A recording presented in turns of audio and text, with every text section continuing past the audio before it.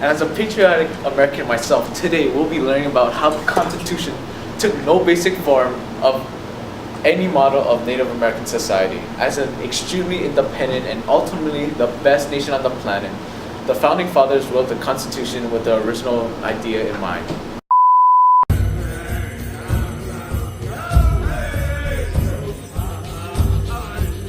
This is probably culturally insensitive. Sego, Chief Big Brown Lake here. Today we'll be covering an important document titled the Founding Statutes. The document essentially states that through the influence on the Founding Fathers themselves, the various models of Iroquois society and government, but mainly the Great Law of Peace, inspired the American Constitution. One the Walter Noy. Gosh darn. Is it time for the mystery document? Are you...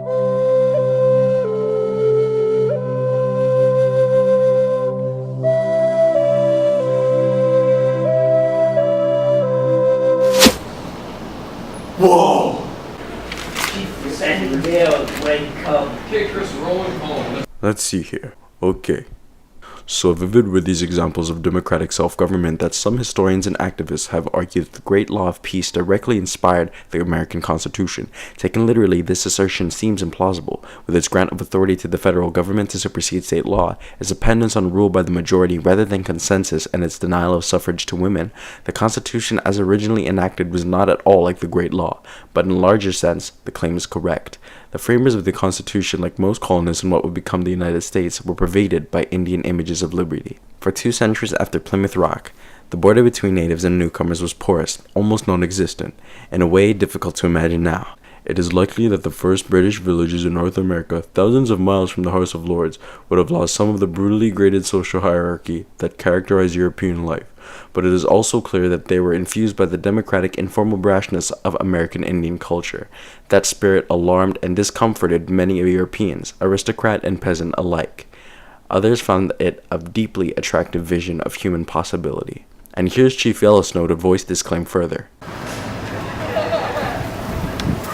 Say cool, brother. I am Chief Yellowsnow. I'll tell you why we natives are father of the American government. Between the 15th to 16th century, a great chief named Hiawatha joined up 5 tribes of the Northeast Indians and created the Iroquois Confederacy.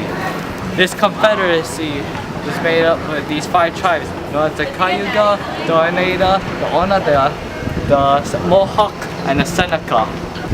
Chiefs and elders of each tribe represented their people. These elders and chiefs all voted on decisions that affected the Confederacy as a whole. They needed a majority or unanimous vote in order for a decision to be passed. Why, Sus? Doesn't it sound like the American government today?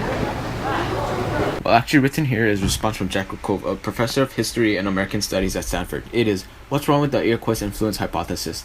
There are 2 principal, and I think fatal objections to the idea that anything in the Constitution can be explained with reference to the precedents of the Haudenosaunee Confederation. The first is a very evidential matter. The voluminous records that we have had since the constitutional debates of the late 1780s contain no significant references of the Iroquois. It is, of course, possible that the framers went out of their way to suppress the evidence out of embarrassment that they were so intellectually dependent on the indigenous sources of their political ideas.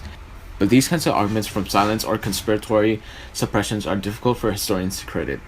But it is objected there are no real European antecedents or sources for the institution that Americans created, or for the democratic morals at which they came to live. Again, this is a claim that cannot escape serious scrutiny. All the key political concepts that were the stuff of American political discourse before the Revolution and after has obvious European antecedents and reference: bicanarism, separation of powers, confederations, and the like. And on this side of the water, New England colonists managed to set up town meetings before they had made much progress creating vocabularies of Indian words. None of this is to deny that the prolonged contact between the Aboriginal and colonizing populations were important elements in the shaping of colonial society and culture. Whether these contacts left a significant political legacy, however, it is a very different question.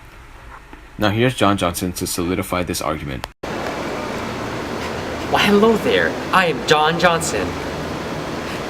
Today I will tell you why the American government was original and didn't take influence from the Iroquois government.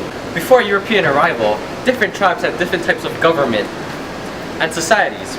The Iroquois people had a similar government to our American government today. But unlike our government today, it didn't unite all the Native Americans like before. Each tribe viewed themselves as unique.